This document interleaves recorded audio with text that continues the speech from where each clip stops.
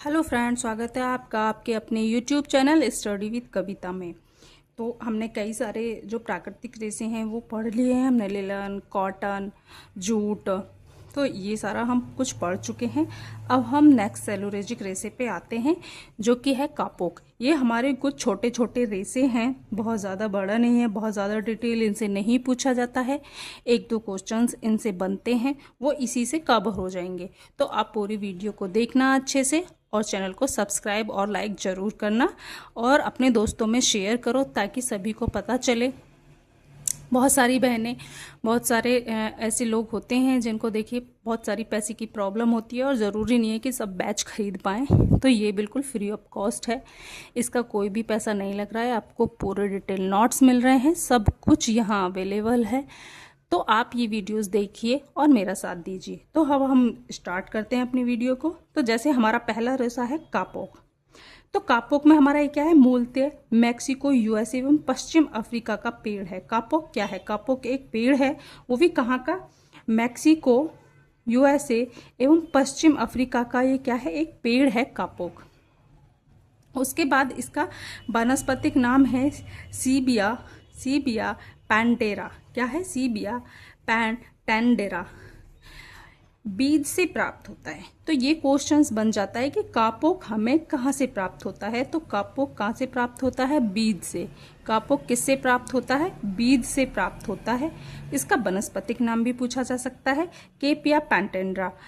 और जो इसके अन्य नाम हैं, तो जैसे इसे जावा कॉटन, सेल कॉटन, जावा कापोक या समउमा कहते हैं।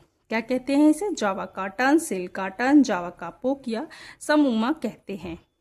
फिर हमारे इसमें जो प्राकृतिक ऐठन, यानी कि इसकी जो प्राकृतिक ऐठन होती है वो कैसी होती है कापोक की? तो प्राकृतिक ऐठन ना होने के कारण इसका उपयोग वस्त्र निर्माण में नहीं किया जा सकता। कापोक एक ऐसा वस्त्र है जिसमें प्राकृतिक ऐठन नहीं होती है, इसीलिए इसका प्रयोग हम वस्त्र बनाने में नहीं कर सकते, क्योंकि जब इसमें ऐठन ही नहीं होगी, हम ट्विस्ट नहीं दे सकते, तो इसका धागा नहीं बन सकता, इसका धागा नहीं बन सकता। और इसमें जो सबसे ज़्यादा बस एक क्वेश्चन पूछा जाता है, तो यहीं से पूछा जाता है, ये एक PYQ है कि जो कापोक है, कापोक का प्रयोग हम वस्त्र बनाने के लिए करते हैं या नहीं करते। कापोक में ऐठन दी जा सकती है, नहीं दी जा सकती? तो इसमें नहीं दी जा सकती, कापोक में ऐठन नहीं दी जा सकती। इसका जो प्रयोग है वो वस्त्र बनाने में नहीं किया जा सकता। इसका उत्पादन भारत और वेस्ट इंडीज में होता है। कहाँ है इसका उत्पादन? भारत और वेस्ट इंडीज इसका क्या है, उत्पादक कंट्री है। फिर आता है हमारा हेम्प। हेम्प क्या है हमारा? हेम्प मतलब कि जो गांजा होता है, गांजे को हेम्प ही बोलते हैं। तो यह हेम्प के पेड़ के तने से प्राप्त होने वाला रेशा है, परंतु इसका उपयोग वस्त्र निर्माण में गुणवत्ता की कमी के कारण नहीं होता, क्योंकि इसमें क्या है कि इसमें जो है, इसमें इतनी गुणवत्ता नहीं होती है, बहुत ज़्यादा इसकी क्वालिटी अच्छी नहीं होती है, इसीलिए इसका प्रयोग भी वस्त्र निर्माण में नहीं होता। लेकिन इसका प्रयोग गलीचा, कागज, जूते की तली यानी कि शॉल या रस्सा, जाल का निर्माण आदि में होता है।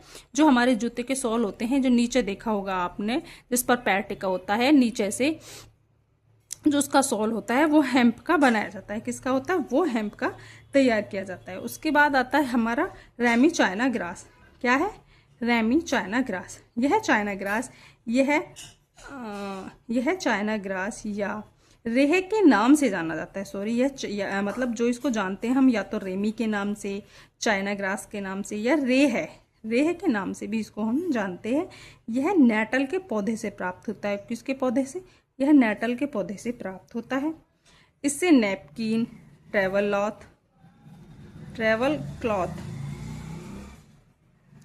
क्लॉथ आदि को बनाने में प्रयोग किया जाता है। किससे? नैपकिन और ट्रेवल क्लॉथ बनाने में इसका प्रयोग किया जाता है। फिर इसके जो उत्पादक कंट्री हैं वो हैं भारत और चाइना। क्या है? भारत और चाइना। नेक्स्ट आता है हमारा कोयर। तो कोयर भी हमारा तने से प्राप्त होता है। कहाँ से प्राप्त होता है? कोयर भी हमारा तने से प्राप्त होता है। यह नारियल की छाल से प्राप्त होता है। जो नारियल, जैसे आप कच्चा नारियल लाते हैं तो उसके ऊपर जो भूसी भूसी सी रहती है उसको उतारते हैं, मतलब उसी से कोयर बनता है, उसी से कोयर निकाला जाता है। तो ये कोयर एक तने से प्राप्त होता है, नारियल की छाल से। जो नारियल का पेड़ होता है उसके भी रेशे लंबे होते हैं, उसकी छाल को भी उतार कर कोयल तैयार किया जाता है। ये रेशा मजबूत व लंबे समय तक चलने वाले होते हैं, परंतु इसका प्रयोग अत्यंत सीमित होता है क्योंकि यह अत्यंत खुरदुरा होता है।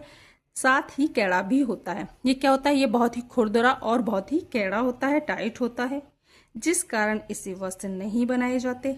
इससे चटाई, दरी, गलीचे आदि बनाए जाते हैं।